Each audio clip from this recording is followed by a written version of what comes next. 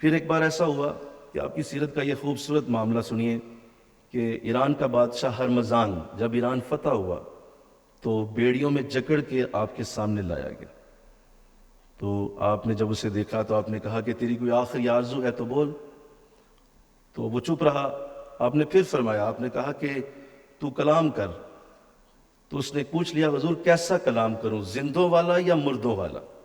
کیونکہ آپ کہہ رہے ہیں کہ ابھی اسی کے بعد میری موت ہے, تو آپ مجھے پوچھ رہے ہیں کہ کلام بھی کرنا ہے, تو بتائیے کیسا کلام کروں, کیا زندوں والا کروں یا مردوں والا کروں؟ تو آپ نے فرمایا نہیں, میں زندوں والا کلام سننا چاہتا ہوں. تو اس نے بڑے خوبصورت لفظ بولے. اس نے کہا کہ ہم دین سے دور ہیں اور جہالت میں ڈوبے ہوئے ہیں.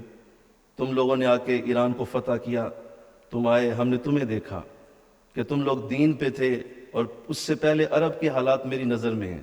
ہم عرب کو کچھ بھی نہیں سمجھتے تھے, لیکن جب سے تم لوگ دین پہ آئے ہو اللہ نے تمہیں عزتیں عطا فرمائی ہیں, تم عزتوں والے بن گئے ہو, اور آج میں بادشاہ ہو کے بھی تمہارے سامنے جکڑا ہوا ہوں. اب یہ جب باتیں اس نے کیں تو حضرت عمر نے فرمایا باتیں تو بہت اچھی کی ہیں, لیکن اب تیری موت ہے. تو اس نے کہا کہ کیا آپ مجھے امان دے کے بھی مجھے مار ڈالیں گے؟ تو آپ نے کہا میں نے تو تجھے امان نہیں دی, ایسی کوئی بات میری نہیں ہوئی. کہا ابھی آپ نے کہا ہے کہ زندوں والا کلام کرنا, تو آپ نے مجھے زندگی دی ہے تو زندوں والا کلام کا حکم دیا ہے نا.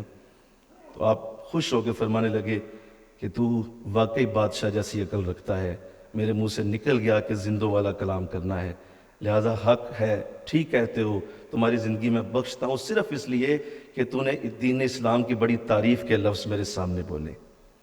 تو اس قدر خوبصورت انداز کہ کسی طرح کسی بندے کو معافی مل جائے, یعنی کوئی اس کے لیے بہانہ بن جائے.